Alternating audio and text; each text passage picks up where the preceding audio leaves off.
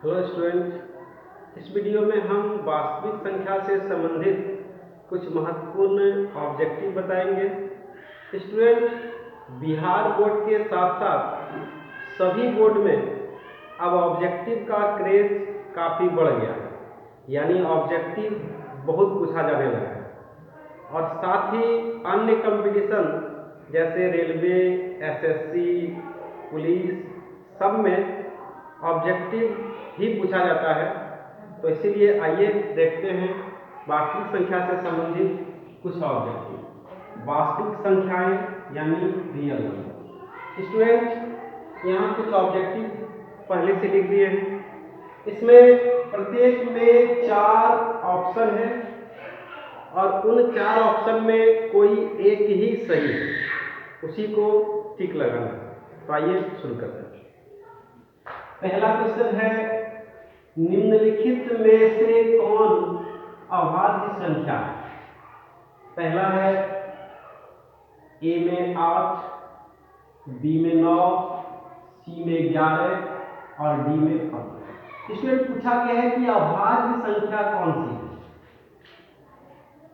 एक से बड़ी वे प्राकृत संख्याएं जो केवल एक तथा स्वयं से विभाजित हो अभाज्य संख्या कहलाती है। जैसे 2, 3, 5, 7, 11, 13, 17, 19, 23 ये सभी अभाज्य संख्या कहलाते हैं। एंड सो ऑन, ये सभी अभाज्य संख्या कहलाते हैं। इनमें 8 है नहीं है, 9 नहीं है, 15 नहीं है, अतः 11 है। देखिए 11 एक अभाज्य संख्या है। तो इसका सही जवाब हो जाएगा ऑप्शन नंबर सी। दूसरा क्वेश्चन लेते हैं, क्वेश्चन नंबर 2। निम्न में कौन अभाज्य संख्या है? इसमें भी सेम क्वेश्चन है, 4 ऑप्शन दिया हुआ है। पहला ऑप्शन है 21 जो कि अभाज्य संख्या नहीं है। 15 अभाज्य संख्या नहीं है क्योंकि 3 और 5 से भी विभाजित हो जाती है। 51 भी अभाज्य संख्या नहीं है क्योंकि 1 तथा 51 के अतिरिक्त 3 तथा 17 से भी 51 विभाजित हो जाता है। 2 अभाज्य संख्या है जो केवल 2 और 1 से विभाजित है। इस तरह देखिए 2 एक अभाज्य संख्या है, अतः क्वेश्चन नंबर 2 का सही जवाब ऑप्शन नंबर डी। तीसरा क्वेश्चन देखिए, निम्न में कौन अभाज्य संख्या नहीं है? इसमें नहीं पूछा जा रहा है। देखिए स्टूडेंट, 17 अभाज्य संख्या है, 2 भी अभाज्य संख्या है, 31 भी अभाज्य संख्या है। 25 अभाज्य संख्या नहीं है क्योंकि 25 1 और 25 के अतिरिक्त 5 से भी विभाजित हो जाता है। अगला क्वेश्चन, क्वेश्चन नंबर 4।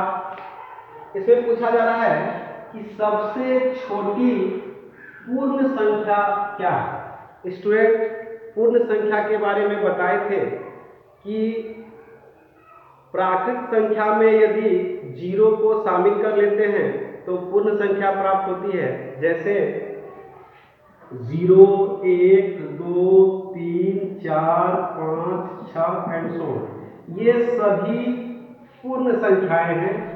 यहाँ पे देखिए इनमें सबसे छोटी 0 है, अतः सबसे छोटी पूर्ण संख्या हो जाएगा 0। 5वां नंबर क्वेश्चन में है, सबसे छोटी प्राकृत संख्या क्या है? स्टूडेंट, काउंटिंग नंबर प्राकृत संख्या कहलाती है। जैसे 1, 2, 3, 4, 5, 6 एंड सो ऑन, इनमें सबसे छोटी 1 है, अतः सबसे छोटी प्राकृत संख्या हो जाएगा 1। अगला क्वेश्चन है 5 नंबर, सबसे छोटी अभाज्य संख्या क्या है? अभी तुरंत बताएं, ये सभी अभाज्य संख्या है, इनमें सबसे छोटी 2 है, अतः सबसे छोटी अभाज्य संख्या हो जाएगा। क्वेश्चन नंबर 6, पाई कैसी संख्या है? स्टूडेंट, पिछले वीडियो में हमने परिमेय संख्या और अपरिमेय संख्या के बारे में बताया था। उनमें बताया था कि पाई और पाई से संबंधित सभी संख्याएं अपरिमेय होती है। अतः पाई कैसी संख्या है? इसमें 4 ऑप्शन है, परिमेय, अपरिमेय, दोनों और अभाज्य। तो इसका सही जवाब होगा अपरिमेय संख्या।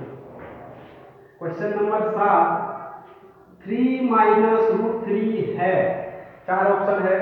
पहला है परिमेय संख्या, अपरिमेय संख्या, एक पूर्णांक, इनमें कोई नहीं। स्टूडेंट, 3 एक परिमेय संख्या है और रूट 3 एक अपरिमेय संख्या है, इसलिए 3 माइनस रूट 3 एक अपरिमेय संख्या है, इसलिए इसका सही जवाब होगा ऑप्शन नंबर बी, अपरिमेय संख्या। आइए कुछ और क्वेश्चन देखते हैं।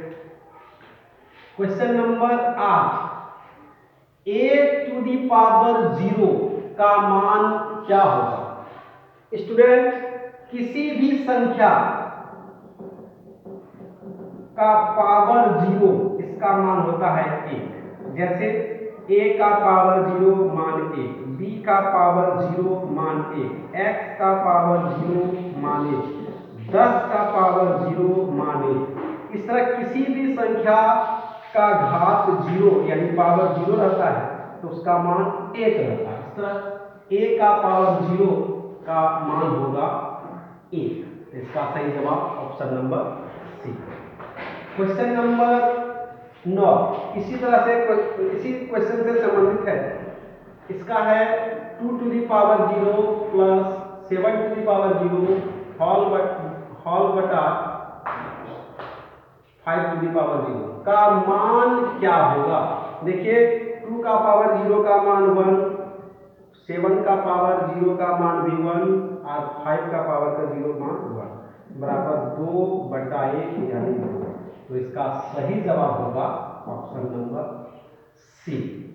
अगला क्वेश्चन है क्वेश्चन नंबर 10, इनमें कौन सी संख्या अपरिमेय? स्टूडेंट, अपरिमेय संख्या के बारे में पूछा जा रहा है। इसमें 4 ऑप्शन दिया हुआ है, ए, बी, सी तथा डी। इनमें देखते हैं। पहला ऑप्शन है रूट 9। स्टूडेंट, रूट 9 यानी 9 का वर्गमूल होता है 3, जो कि परिमेय संख्या है। अगला है सी, रूट 25 का वर्गमूल 5, अतः यह भी एक परिमेय संख्या है। 49 का वर्गमूल रूट अंडर 49 यानी इसका वर्गमूल 7, यानी इसका पूरा वर्गमूल निकल जाता है, यह एक परिमेय संख्या है। 20 रूट अंडर 20 यह एक अपरिमेय संख्या है, क्योंकि इसका पूरा वर्गमूल नहीं निकलता है। स्टूडेंट, ये 10 सवाल थे। इसका एक बार आप लोग स्क्रीनशॉट ले लीजिए, फिर कुछ और सवाल लेते हैं।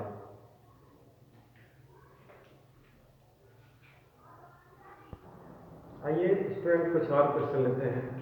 जैसे क्वेश्चन नंबर 11, पाई बटा 2 कैसी संख्या है? 4 ऑप्शन है। ए में है परिमेय, बी में अपरिमेय, सी में दोनों यानी परिमेय और अपरिमेय, और डी में इनमें कोई नहीं। स्टूडेंट, बताए थे कि पाई से संबंधित सभी संख्याएं अपरिमेय होती है, तो इसका सही जवाब होगा कि पाई बटा 2 एक अपरिमेय संख्या है। अगला नंबर क्वेश्चन 12, 22 बटा 7 कैसी संख्या है? परिमेय, अपरिमेय, पूर्णांक या प्राकृत? स्टूडेंट, पाई जरूर एक अपरिमेय संख्या है, लेकिन 22 बटा 7 एक परिमेय संख्या है। तो इसका सही जवाब होगा 22 बटा 7 एक परिमेय संख्या। क्वेश्चन नंबर 13, निम्न में कौन अपरिमेय संख्या है? देखिए स्टूडेंट, पहला ऑप्शन है रूट अंडर 36 बटा 64। रूट अंडर 36 बटा 64 यानी 36 का वर्गमूल 6, 64 का वर्गमूल 8, यानी यह एक परिमेय संख्या है। इसका भी वर्गमूल निकल जाएगा, 1/81 का वर्गमूल हो जाएगा 1/9 और इसका भी वर्गमूल निकल जाएगा -9 और 49 का वर्गमूल हो जाएगा 7 यानी -9/7।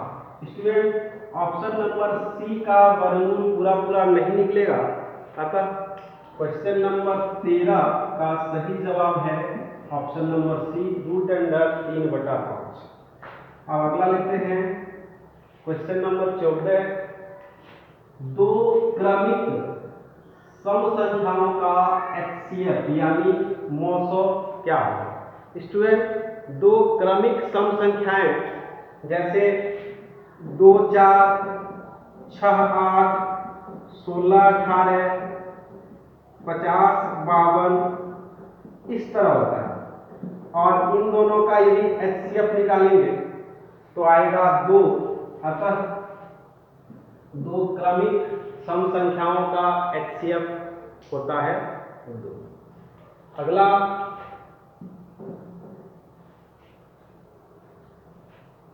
625 के अभाज्य गुणनखंड में 5 का अधिकतम घात क्या हो। 625 के अभाज्य गुणनखंड में स्टूडेंट 625 का यदि हम अभाज्य गुणनखंड निकालें तो लगाएंगे इसको भाग 5 से, 5 का 5, 5 दूनी 10, 5 पचे 25, फिर 5 से 25 और फिर 5 से 5 पचे 25। इस तरह 625 के अभाज्य गुणनखंड में 1 2 3 4 को 5 आया है, तो आप 5 का अधिकतम लिख सकते हैं हम लोग 625 बराबर 5 गुना 5 गुना 5 गुना 5 यानी 5 आया है 4 यानी 5 का अधिकतम घात 4। इस तरह 625 के अभाज्य गुणनखंड में 5 का अधिकतम घात हो जाएगा 4। अगला क्वेश्चन है क्वेश्चन नंबर 16, दो सह अभाज्य संख्याओं का HCF क्या होगा यानी महत्तम समापवर्तक क्या होगा।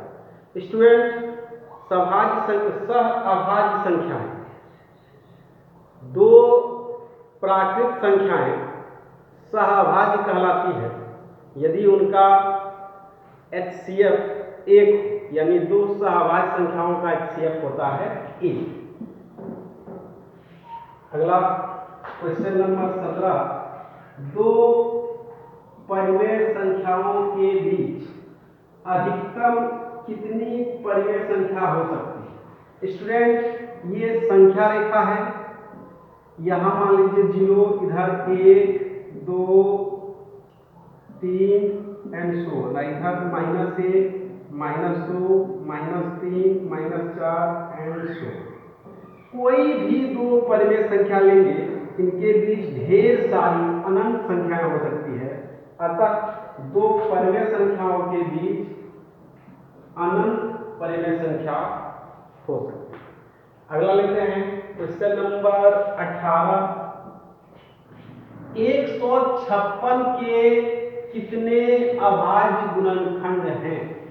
स्टूडेंट इसके लिए सबसे पहले 156 का अभाज्य गुणनखंड निकालेंगे और देखेंगे कि इसके कितने गुणनखंड हो सकते हैं।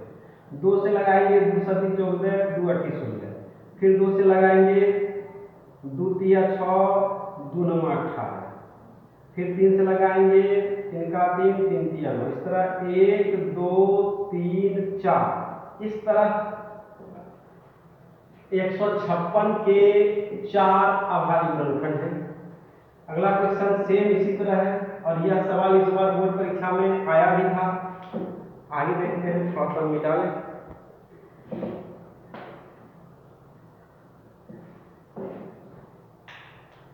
505 के कितने अभाज्य गुणनखंड यानी 5005, इसका अभाज्य गुणनखंड निकाल के देखते हैं। यदि हम 5 से लगाएं 1 0 0 1, फिर कितना से लगेगा 7 से लगेगा, 7 का 7 3 7 का 7 3 7 चौक 28 7 3 21, फिर 11 से 11 11 इस तरह देखते हैं कि 5005 में आपकी आवाज नोट में आया 5 गुना 7 गुना 11 गुना 13, 1 2 3 4। अतः 5005 के अभाज्य गुणनखंड की संख्या होगी 4। लास्ट क्वेश्चन, निम्न में कौन सी संख्या अपरिमेय है? ए, बी, सी और डी। 4 ऑप्शन इसमें भी दिया हुआ है। देखिए, पहला ऑप्शन है 5 माइनस रूट 3, दूसरा 4 प्लस रूट 2, तीसरा रूट 5 प्लस रूट 3 और चौथा है 4 प्लस रूट 9। स्टूडेंट, ये भी अपरिमेय संख्या है, ये भी अपरिमेय संख्या है और ये भी अपरिमेय संख्या है। यह एक परिमेय संख्या है। अतः option number D 4 plus root 9 एक अपरिमेय संख्या नहीं है, क्योंकि 4 और प्लस रूट 9 का वर्गमूल निकल जाएगा, यानी हो जाएगा 7, जो कि परिमेय। इस प्रकार स्टूडेंट, आप लोगों ने कुछ इंपॉर्टेंट ऑब्जेक्टिव देखा। इसको एक बार फिर से बनाने का प्रयास करिएगा। ये बोर्ड परीक्षा के लिए बहुत ही इम्पोर्टेंट है और साथ ही आप लोग हमारे चैनल गणित गुरु गुड्डू सर को जरूर सब्सक्राइब करिए। और अंत में एक क्वेश्चन का जवाब आप लोगों को कमेंट में देना है। क्वेश्चन है कि प्रथम 5 पूर्ण संख्याओं का माध्य क्या होगा?